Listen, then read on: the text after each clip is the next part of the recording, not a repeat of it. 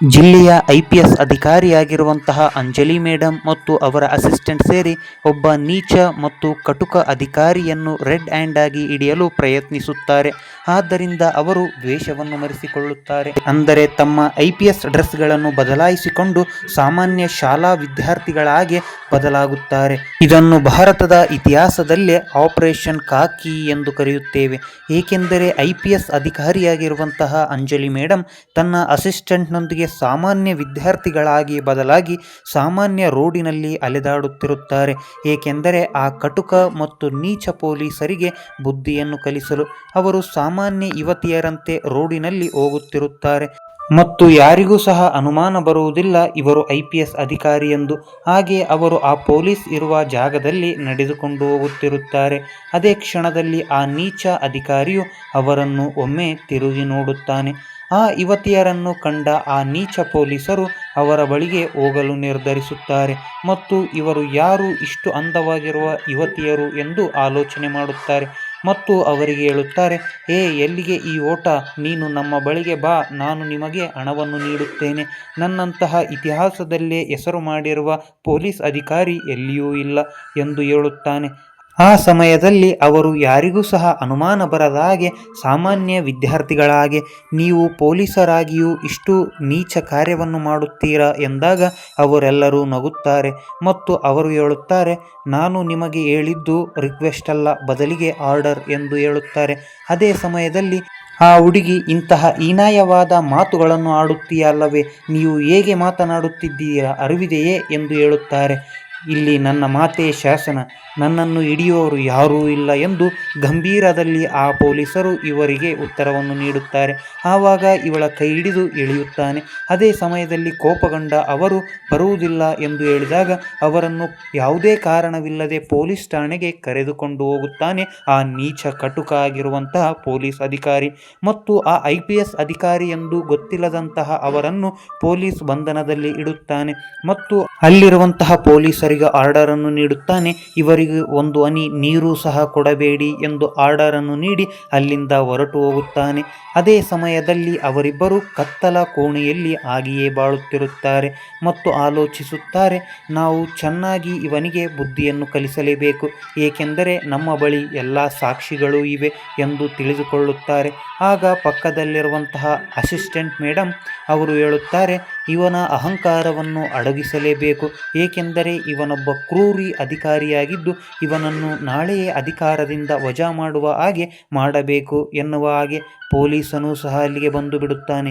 ಏನು, ನೀವು ನನ್ನ ಮೇಲೆ ಏನೂ ಮಾಡಲಾರಿರಿ, ಏಕೆಂದರೆ ನಾನು ದೊಡ್ಡ ಸಾಧನ ಮಾಡಿರುವಂತಹ ಪೊಲೀಸ್ ಅಧಿಕಾರಿ, ನನ್ನನ್ನು ಇಡೀ ಇತಿಹಾಸದಲ್ಲೇ ಹಿಡಿದವರು ಯಾರೂ ಇಲ್ಲ, ನನ್ನನ್ನು ಬಂಧಿಸಲು ಯಾರಿಂದಲೂ ಸಾಧ್ಯವಿಲ್ಲ ಎಂದು ಅಲ್ಲಿಂದ ಹೊರಟು ಹೋಗುತ್ತಾನೆ. ಅದೇ ಸಮಯದಲ್ಲಿ ಅಲ್ಲಿರುವಂತಹ ಯುವತಿಯರು, ಇಂತಹ ಕ್ರೂರ ಕೆಲಸವನ್ನು ಮಾಡಿ ಇವನು ಹೇಗೆ ನಗುತ್ತಾ ಹೋಗುತ್ತಿದ್ದಾನೆ ನೋಡು ಎಂದು ಹೇಳುತ್ತಾನೆ. ಆದರೆ ಮರುದಿನ ಅವರ ಪೊಲೀಸ್ ಠಾಣೆಗೆ ಒಂದು ಜೀಪ್ ಬರುತ್ತದೆ. ಅದರಲ್ಲಿ ಸುಮಾರು 7 ಜನ ಪೊಲೀಸ್ ಅಧಿಕಾರಿಯರು ಇರುತ್ತಾರೆ. ಈ ಸೌಂಡನ್ನು ಕೇಳಿದ ಪೊಲೀಸ್ ಅಧಿಕಾರಿಗೆ ಗಾಬರಿ ಉಂಟಾಗುತ್ತದೆ. ಅವರು ತಕ್ಷಣವೇ ಒಳಗಡೆ ಬರುತ್ತಾರೆ ಮತ್ತು ಕೇಳುತ್ತಾರೆ, ನಮ್ಮ ಐಪಿಎಸ್ ಅಧಿಕಾರಿಯಾಗಿರುವಂತಹ ಅಂಜಲಿ ಮೇಡಂ ಅವರು ಎಲ್ಲಿದ್ದಾರೆ, ಅವರನ್ನು ಒಮ್ಮೆ ತೋರಿಸು ಎಂದು ಅವರಿಗೆ ಕೇಳುತ್ತಾರೆ. ಅದೇ ಸಮಯದಲ್ಲಿ ಆ ಪೊಲೀಸನಿಗೆ ತುಂಬ ಭಯ ಆಗ್ತದೆ. ಆವಾಗ ಇವರು ಹೇಳ್ತಾರೆ, ನೀನು ಕರೆದುಕೊಂಡು ಬಂದಿದ್ದು ಈ ಜಿಲ್ಲೆಯ ಐಪಿಎಸ್ ಅಧಿಕಾರಿಯಾಗಿರುವ ನಮ್ಮ ಅಂಜಲಿ ಮೇಡಂ ಎಂದು ಹೇಳುತ್ತಾರೆ. ಆವಾಗ ಆ ಪೊಲೀಸನಿಗೆ ಮೈಯೆಲ್ಲ ಬೆವರು ಬಂದು ತಕ್ಷಣವೇ ಗಾಬರಿಯಾಗುತ್ತಾನೆ.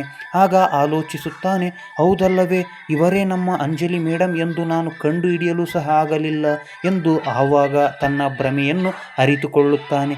ಆವಾಗ ಅಂಜಲಿ ಮೇಡಂ ಅವರು ಹೊರಗಡೆ ಬರುತ್ತಿರುತ್ತಾರೆ. ಅವರು ಇಟ್ಟ ಒಂದೊಂದು ಹೆಜ್ಜೆಗೂ ಸಹ ಆ ಪೊಲೀಸನಿಗೆ ಮುಖದ ತುಂಬ ಬೆವರು ಮತ್ತು ಹೊಟ್ಟೆಯಲ್ಲಿ ನಡುಗ ಉಂಟಾಗುತ್ತಿರುತ್ತದೆ.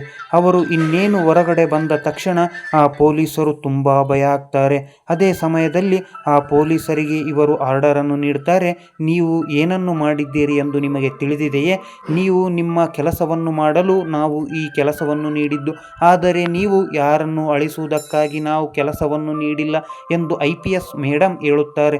ಅದೇ ಸಮಯದಲ್ಲಿ ಅವರ ಬಳಿ ಇರುವ ಕ್ಯಾಮರಾದ ವಿಷಯವೂ ಸಹ ಹೇಳುತ್ತಾರೆ. ನೀನು ಮಾಡಿರುವ ಆ ನೀಚ ಕೆಲಸದ ಎಲ್ಲ ಕೆಲಸವೂ ನನ್ನ ಕ್ಯಾಮರಾದಲ್ಲಿ ರೆಕಾರ್ಡ್ ಆಗಿದೆ. ಇದನ್ನು ಪೊಲೀಸ್ ಠಾಣೆಗೆ ಸಂಪೂರ್ಣವಾಗಿ ತೋರಿಸಿದಾಗ ಇದೇ ಪೊಲೀಸ್ ಠಾಣೆಯಲ್ಲಿ ನಾಳೆ ನೀನು ಜೈಲಿನಲ್ಲಿ ವಾಸವಿರುತ್ತೀಯ ಎಂದು ಹೇಳುತ್ತಾರೆ. ಆವಾಗ ಆ ಪೊಲೀಸ್ ಅಧಿಕಾರಿಯು ಕಾಲಿಗೆ ಬಿದ್ದು, ಕ್ಷಮಿಸಿ ಬಿಡಿ ಮೇಡಮ್, ನಾನು ಇನ್ನುಳಿದ ಬದುಕಿನಲ್ಲಿ ಯಾವುದೇ ರೀತಿಯ ಈ ನೀಚ ಕಾರ್ಯವನ್ನು ಮಾಡುವುದಿಲ್ಲ ಎಂದು ಬೇಡಿಕೆಯನ್ನು ಹೇಳುತ್ತಾನೆ. ಆದರೆ ಅದನ್ನು ಲೆಕ್ಕಿಸದಂತಹ ಅಂಜಲಿ ಮೇಡಮ್, ಕಾನೂನಿನ ಮುಂದೆ ಎಲ್ಲರೂ ಮೊಣಕಾಲೂರಲೇಬೇಕು. ನೀನೊಬ್ಬ ಪೊಲೀಸ್ ಅಧಿಕಾರಿಯೇ ಆಗಿರು ಅಥವಾ ದೊಡ್ಡ MLA ಆಗಿರು, ನಾನು ಯಾವುದನ್ನು ಲೆಕ್ಕವಿಡಿಯುವುದಿಲ್ಲ.